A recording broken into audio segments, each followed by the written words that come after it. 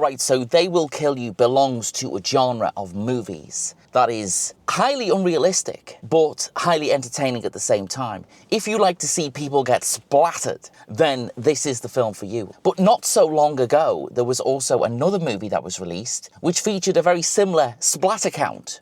And it was a sequel to a film that featured an even more splattery splatter count, which was Ready or Not. So let's talk about those three films, Ready or Not, Here I Come, and They Will Kill You, because we live in a world now where those three films are related in a splattery kind of a way. They're not just related in a splattery kind of a way, they're related in a, how can we say it, in a rich folks are weird kind of a way as well. So let's unpack these three films, because I've got a feeling that when these come out on home rental or home purchase or whatever, that's going to be one hell of a movie marathon. But let's go through some of the crazy stuff that I've just witnessed in They Will Kill You, and let's talk about the other two films as well. Interesting stuff. So this is directed by Kirill Skrillex. I think that's how you pronounce his name. Now, me being British, saying the word Skrillex is, well, you know, it sounds very similar to another particular word. Well, let's not say it on YouTube because, you know, who knows what kind of censorship they do around here. But anyway, it doesn't matter because he's created a film that certainly borrows a lot from our good friend Quentin Tarantino. I reckon that's the case. I reckon he's watched Kill Bill, maybe even watched Kill Bill on the big screen when it was released recently, and he's kind of gone, all right, I'm gonna do some of that. I'm gonna do some of that, but I'm gonna make it a bit more fun, a bit less serious, because if there's one thing about Quentin Tarantino is he takes himself a little bit too seriously. What they've created here in They Will Kill You is very similar to Kill Bill. There's a very similar motivation and there's a very similar look to it, I guess. There's a very similar look to it. And none of this is bad. This is all a good thing. Okay then, so how does it relate to Ready or Not? Or the Ready or Nots. Let's just call them the Ready or Nots. Because I did go and see Ready or Not 2, Here I Come last week, and I was going to do a review on it, but then I thought I'm going to do a review on They Will Kill You and Ready or Not. And to prepare for Ready or Not 2, I watched Ready or Not 1 at home. I mean, I'd seen it before, but I hadn't watched it for a long time. Sometimes I want to see something that's going to make me go, oh my god, what is this? Oh my goodness me. I just want to watch crazy shit going on screen. And I reckon these three films do fit that bill quite well. Here's my reasoning behind all of this. I'm thinking a splattery movie marathon of fairly modern movies, right? You know, there's the classics, of course. We know all of that. And we love all the splattery classics. That's fine. Absolutely no problem. But I'm thinking like a sort of modern day version of it. You know, you find three films, you put them all on, one after another, and you just go, this is great. I'm seeing red. I'm desensitized beyond any recognition here. I'm looking forward to seeing the next head roll. I'm looking forward to seeing the next hand removed. I'm looking forward to seeing the next... You make it up, whatever. They Will Kill You certainly has that feeling about it. Now, when it comes to the Ready or Nots, Ready or Not 1 and Ready or Not 2, both of them are, well, they live together. They do. You can't see Ready or Not 2 without seeing Ready or Not 1. It doesn't really work. Ready or Not 2 follows almost exactly at the point where Ready or Not number 1 ends. And that also means that in our sort of splitter splatter trilogy, you kind of have to watch Ready or Not 1 and 2 in order. It is true that the second one is not as good as the first one. The first one is fantastic.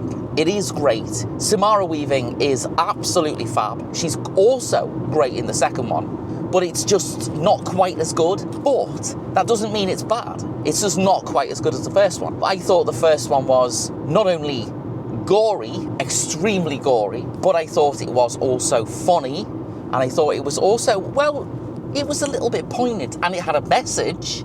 It had a message, most definitely. We live in a world now where the elites are doing whatever the fuck they want, really. They're just having a laugh. They're betting money on the stock exchange. They're saying shit in the news the next day and making a shitload of money. They're making a load of money, and they've got the Epstein stuff, and all of these things have happened, and it's all true, right? You can say, it's all true. Ready or Not 1 and 2 kind of goes along with that idea of the elites are insane. And they most probably are insane. I mean, if you've got more money than almost everybody on the whole planet, then you're going to get bored, right? Because going to the shops and buying stuff will get boring, so you're going to want to do crazy things. But whatever the case may be, Ready or Not 1 and 2 and They Will Kill You live in this world of elite power has gone insane. We're all worshipping Satan now, and it's all great and it's wonderful, and Satan's he's amazing. But anyway, the point is, if you just want a splittery, splattery, fun trilogy of movies to watch, I think we found them.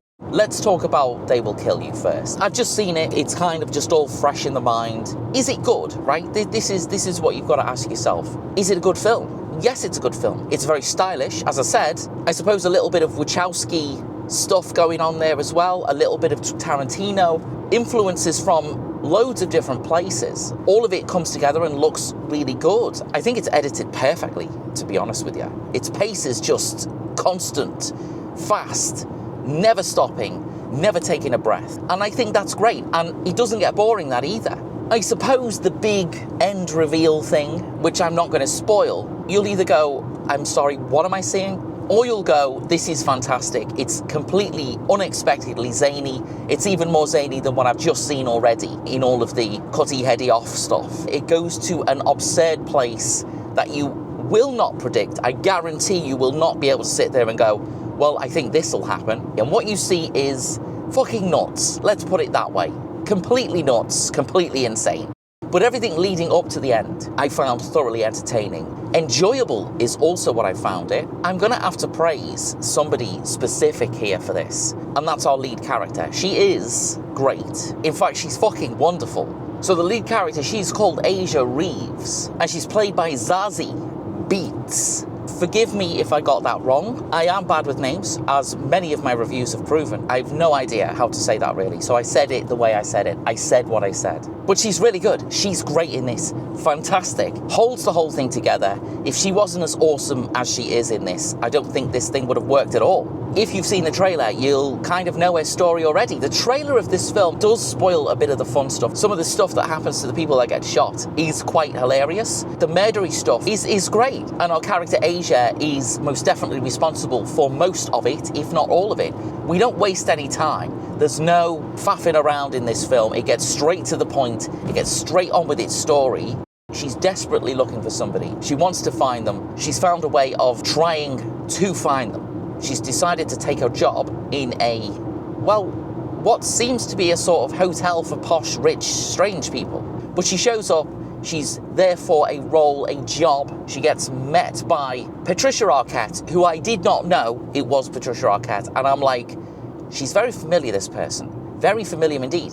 But yeah, it's Patricia Arquette. Amazing. From that point on, we go in. Things feel a bit weird. Things feel a bit strange. It's got that air about it, you know, that sort of, well, something's not right here. She gets shown to a room. It's a lovely room. I mean, I think it's a great room. I would love a room like that. She has a shower, and written on the shower mirror is a warning. But because the steam comes along, and it's written in the shower in the steam, and then she gets out the shower and the steam goes away, the message goes away. So she's none the wiser here. We've seen the message. She doesn't see that sheet because you know, the steam goes away in the shower and whatever, all of that. She goes to bed because, you know, she's had a long day. Weird noises happen. Strange sounds. Odd things in the walls are going on. Puts us on edge a little bit. She goes to sleep, but is awakened with some crazy shit going on. And that is the tone of this entire film all the way through. The entire runtime is dedicated only to gore, to things getting cut off, people getting shot, and, well, just a collection of scenes that are utterly enjoyable. It doesn't really get any deeper than that, and it doesn't need to get any deeper than that, because I think, as a piece of violent entertainment, it most certainly does exactly what you expect it to do. If you've seen The Monkey, then very similar in terms of its gore, right? Very similar indeed. I do have a review of that somewhere, by the way, as well. Check that out if you want. There it is.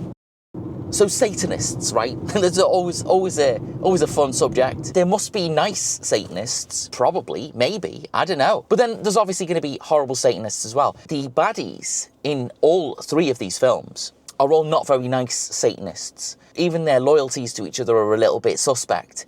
But then what are you going to expect from Satanists? Many, many years ago, there was a particular year that had Armageddon, right? Do you remember that film, Armageddon? I can't believe I'm talking about Armageddon again. In the other review, I talked about Armageddon, Project... Anyway, whatever. Armageddon is the asteroid film. And then also, in that same year, Deep Impact came out. Both were released in the same year. I don't know if it was planned. I guess it probably was, wasn't. I don't know, but who knows how they do these things. Here we are in 2026, and Ready or Not, Here I Come has come out, like a couple of weeks ago, followed by They Will Kill You, which has come out, like, just now. I've just seen it. Very similar themes, very similar sort of thing going on in them. The Ready or Nots and They Will Kill You, they're all a breed of horror film that doesn't scare you. There's nothing scary about this. The director of this film, They Will Kill You, he's got a great style. I think it looks really good. And this film has an amazing amount of the colour red in it. Yeah, the colour red features heavily in this film. For one reason and one reason alone, the extreme gore that goes on. Again, which is great. I mean, that's a good thing. None of this is negative. But also, Ready or Not and Ready or Not 2 feature a very similar amount of gore, particularly Ready or Not number 1. I think they must have spent their entire budget on the fake blood that they use in it, because there's lots of it. It's all spectacular, and it's all splittery splattery. It's all over the place. So when it comes to Ready or Not, Samara Weaving is the main character in those films. And she plays Grace in both films. The trailer for the sequel does give away extreme spoilers for the original. And what I've just said, I mean, it is a spoiler, but I think it's okay to know that. Ready or Not is definitely not about, is she going to survive? Same with They Will Kill You. But getting there is what it's all about. Getting to the end. Seeing the festival of spraying splattery blood is what we want to see. That's what we're here for. And Ready or Not and Ready or Not 2 have gore and ultra-violence going on. They have plenty of it. Number 1 has way more than Ready or Not number 2. But neither of those films are light on it either. But Grace, she's getting married.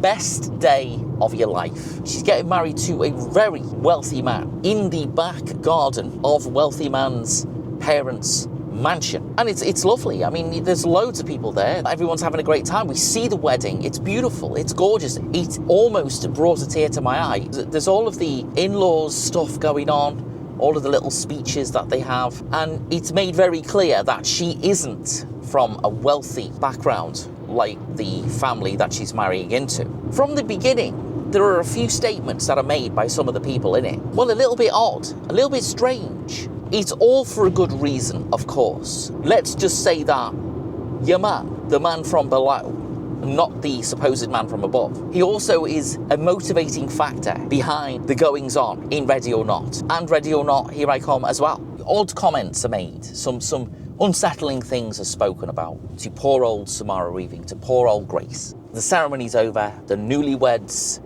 are wedded. We go from wonderful garden party, canapes, champagne, all of that, to, well, it gets sinister very quickly. Grace is trying her best to understand and play along with the games. You have to do this, you have to pick a thing, and whatever the thing says, we have to play the game. The card she picks, she shows to everybody, and she's like, you know, as you would be, we'll just get this over with, get this sorted and done. But that particular card is, well, it causes panic, it causes disbelief and shock and all of that kind of thing. There's certainly a reason for that, and the reason is because that card is not very often selected. It's been selected once before, and we kind of see a flashback at the beginning. It's explained that what she has to do is basically play hide and seek. But this is a game of hide and seek that, if you're found, well, you're murdered, basically. You get murdered. You're a sacrifice to your man down below, who may or may not exist. That is the premise of Ready or Not. The very moment when we know that Ready or Not is going to go there is when we see what happens to one of the maids. That's the moment when I'm like, okay, we don't take this seriously. We laugh. We laugh along with the crazy shit that's going on screen. And I think that it's played for laughs as much as it's played for shocks. The balance in Ready or Not between the icky, gory stuff and the funny stuff and the we're not going to take this too seriously, but we're still edgy and a little bit not nice. You know, the balance is really well done. It's really well done. Let's talk a little bit about who directed Ready or Not and Ready or Not 2. The way this is put together, the way that both films are put together, and it lives in that same family, you can tell that it's been directed by the same people. One of the directors is Matt Bettinelli Offlin. Alpin. And, much easier to pronounce, Tyler Gillett. Gillett? Tyler Gillett. I mean, it's not easy to pronounce. Their filmography, though, features some of the greatest horror films from the modern era. This is what you're dealing with when you're talking about Ready or Not and Ready or Not, Here I Come. VHS, Devil's Due, VHS 94, Scream V1, which I don't know what V1 is. 6 is that? I don't know. VHS 85, which is the third film in the VHS trilogy. I've run out of fingers. Abigail, which, I mean, you know, Abigail. Scream, Scream 7, a decent selection of films there. Decent selection of modern horror films. Very good stuff. And the thing that I do love about both of the Ready or Not is the fact that the sequel, it just carries on from the first one. There's been 7 years in between both of them, and they just sort of flow from each other perfectly. I mean, that's a long time to have between a first film and a sequel. But, you know, the goings-on in Ready or Not are fun, they're entertaining, they're gory, and Samara Weaving is at the heart of it all. And she's great. I mean, she is. The bad guys in that are bad. They are horrible bad guys. But there's a tinge of black comedy about it. A lot of it is to do with the absurdity of what the bad guys are doing anyway. They know it's ridiculous, they hate it themselves, but they have to do it, just because of some blind tradition. Particularly Henry Czerny, who plays Tony, who's like the sort of patriarch, I suppose you could say, of the entire family at that point. And he's great because he's funny. He just thinks the whole thing is ridiculous. The dynamic between the entire family who squabble with each other and argue about what they need to do. Some of them are really highly motivated to get on with the job, and some of them would rather be somewhere else. And some of them, they want to cling on to this tradition, this legacy that they've been left to deal with. They have to do what they have to do. And it does sit there quietly on Disney+. It's there ready for you to watch and enjoy. So to enjoy Ready or Not 2, you can't just go in completely blind. You have to have experienced number 1 first.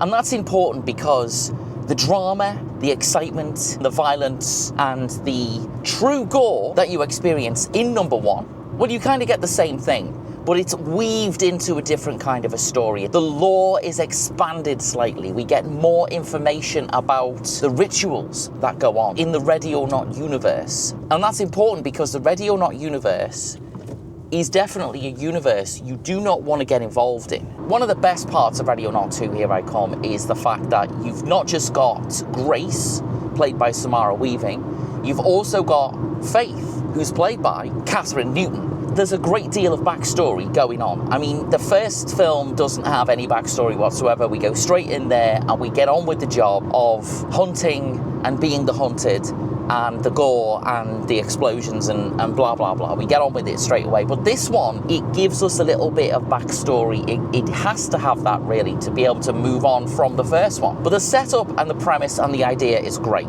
It's really good. Both characters are now here in this film. Grace and Faith, it makes perfect sense. The names make sense. They're estranged, though. They're brought together when Grace is in hospital from the events of the first one. Again, that's not a spoiler, it's fine. She's in the hospital, she's trying to recover from what's happened, and you get the estranged sisters trying to reconnect, but they don't really get the chance to reconnect because almost immediately, as soon as any semblance of a tiny recovery happens in hospital, the shit hits the fan again, or the exploding people hit the fan again. We're back into it, no messing about. So this time the lore is essentially the elites in the first one, the rich and famous. There's different levels. There's a group of them that have this kind of pact, let's say. The levels and the stages of the game that was played, it has to be replayed. And obviously, Grace is not really into that. She's kind of like, well, no, I'm not interested. But the incentive to make her do it is the fact that they also involve her sister. She's there through no fault of her own, under threat of death for the same reasons that Grace is in the first one. Ready or Not 2, Here I Come is definitely a worthy sequel. You've got an amazing performance by Elijah Wood. He's got that black, dark humour down to a T. It's really good. He's the sort of host guy, the games master. He reads from the book and he does all of that kind of thing. A brilliant performance from Sarah Michelle Gellar, who I did not know was in it. You know, and she plays Ursula Danforth, who's like the daughter of the mega leader rich guy of all the weird stuff that they do in these films. Unfortunately, the granddaddy big man passes away at the start of the film, and she has to take over alongside her brother. He was a bit of a loon. I hate him. I can't stand him. He's horrible. I hate him. The character is brilliant because I hate him so much, and he wants to take over the empire, let's say, and he wants to be the patriarch of all of that. There are these elite families all over the world that are part of this pact. And because the main man has died, and they're all linked to this weird game thing, i.e. the game that happens in the first one, these elite families all come together, and some of them are hilarious, some of them are extremely serious, some of them are extremely stupid. It makes for some great, entertaining deaths amongst the carnage of what's going on. I mean, think of the first one, expand the lore a little bit, the deaths, make them a little bit more elaborate. You've got the makings of a decent, gory horror movie that builds on what happened in the first one. And I reckon it works really well. I think it's time to sum this up. These three films would make the perfect gory, splattery horror movie marathon. I'm saying that because they've all got very similar themes. Rich people doing bad things to regular people. And all three of these films have that exact theme running through them. The big question is, what order should you watch them in? My view is, They Will Kill You should be the one you leave till last. It's definitely funnier than The Ready or Not. And I think that it's got this energy about it that is really good to finish on. It's that horror film high that you get from these kind of horror films. That means that basically your horror movie marathon should be the following films. Ready or Not, followed by Ready or Not, Here I Come, followed by They Will Kill You. I think that order would give you a veritable feast of blood and guts, a veritable feast of chippy choppy stuff, a veritable feast of craziness that you could appreciate for one whole night of exciting horror film viewing. So what are you waiting for? Get them on and enjoy. The horror gods have spoken, and that is the right order to do it in. Almost 6 hours of film enjoyment. And none of these films are bad. All of them are interesting and fun and, crucially, extremely gory. And that's what we want from our horror films, specifically horror films like these ones. I think we're done here. I think that's it. There you go. Thank you for watching this review of 3 fantastic horror films. Stay tuned for some more reviews coming up on the channel. Like and subscribe. Thank you for watching. I will see you again for another one. Take care of yourselves and enjoy.